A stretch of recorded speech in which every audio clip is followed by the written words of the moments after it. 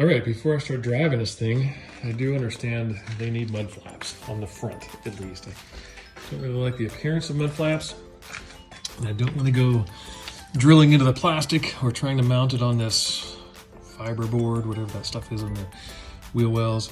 So what I am going to do is build a little aluminum bracket to come off of where that bar comes out of the wheel well. I'm going to bolt it onto there and mount the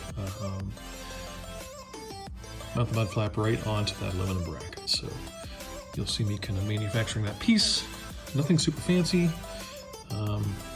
It should be simple enough that anybody can do it, fairly inexpensive, using an inexpensive mud flap.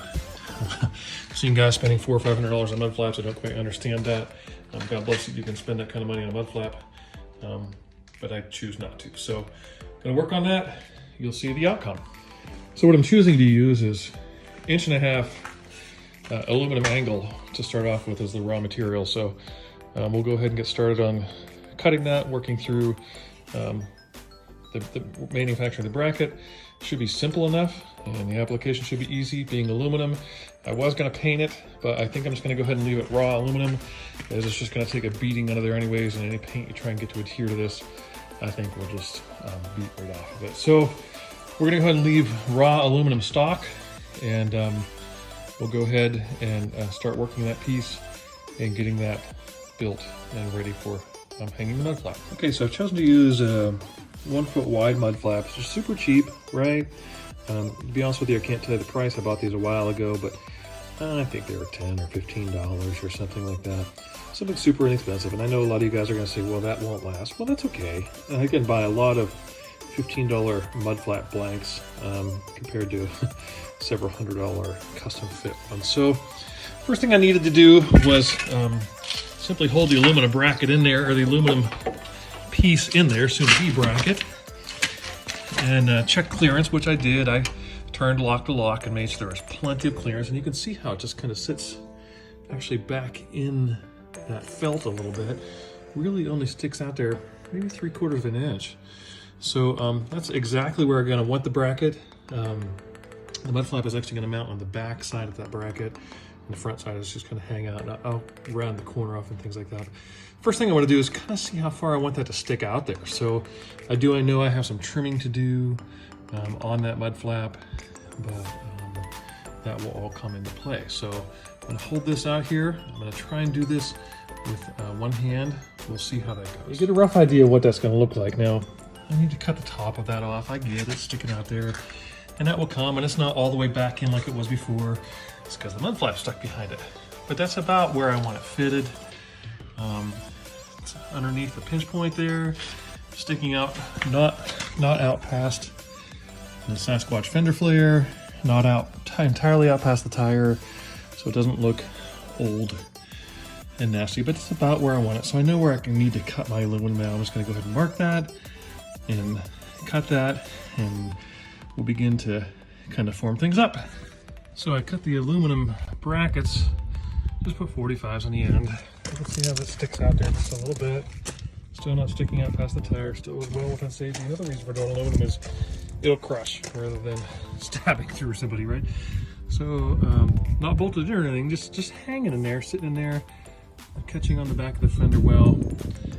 And I have the bolt holes marked.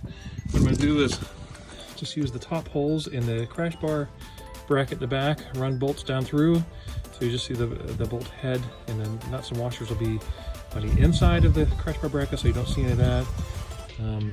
So next step will be getting those holes drilled for the crash bar bracket, and then starting to drill the holes and mount the fenders, or I'm sorry, the mud flaps. So looking pretty good.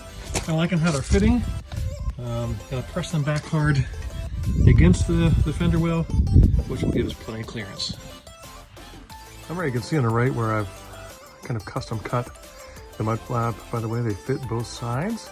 So I'm going to go ahead and cut the one on the left side to look like the one on the right side, kind of refine the edges a little bit further, and we'll go from there. So I have the bracket mocked up here. My apologies, cold weather here in Pennsylvania still. Don't have the bolts tightened up. They're just hanging in there. just hold it in place. Have the mud flap mocked up.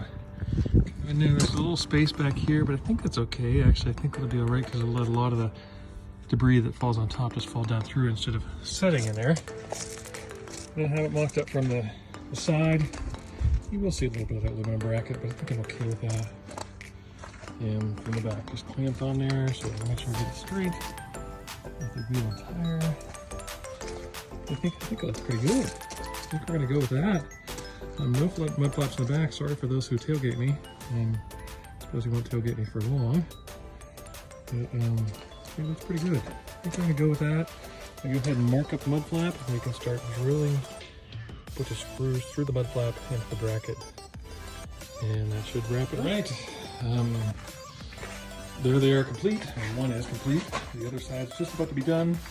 I don't necessarily like those two screws sticking at the end, but I suppose you could probably paint those black. I bought stainless steel screws and washers, so they shouldn't rust, except for I'm connecting stainless steel to aluminum angle to steel frame, so could be some corrosion things happening there. I don't know. But there it is. The only place it's connected to are the crash bars. Onto the aluminum angle. Again, you can see here we are locked out, plenty of room. Lots of space there.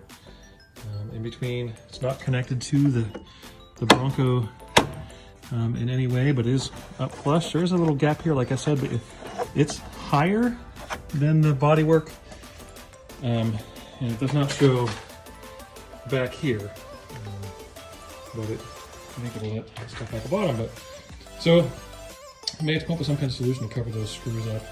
Like I said, they just kind of stand out. Hopefully maybe we'll get running boards or rock rails or something on there. Maybe they'll cover those up a little bit. I don't know. But at the end of the day, I don't think that's too bad. You don't really notice it a lot. And once I run the vehicle a little bit and get those a little dirty, you won't notice it at all.